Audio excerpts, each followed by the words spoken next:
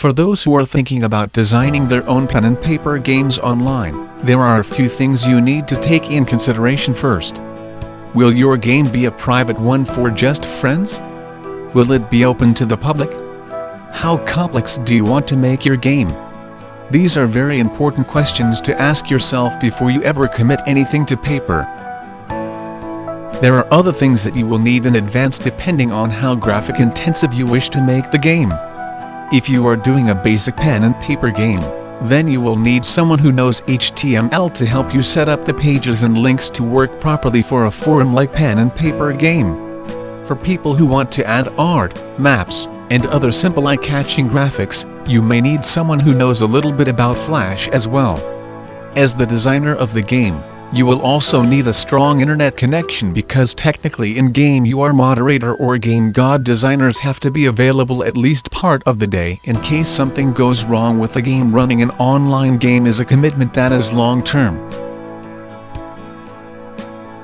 Most online games require in real-life servers being networked into the main computer that runs the game.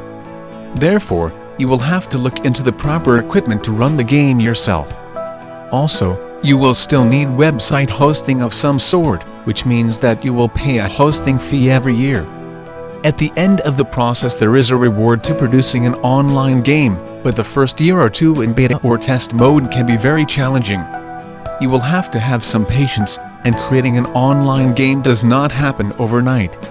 Designers of even the most popular graphic games take years to create a good cohesive game. You need to be flexible with what you can accomplish with your small team.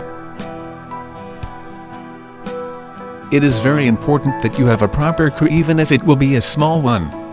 You will need at least 1 to 2 web designers, a storyline writer, at least 1 to 2 artists should they be needed, and a game director. Your job.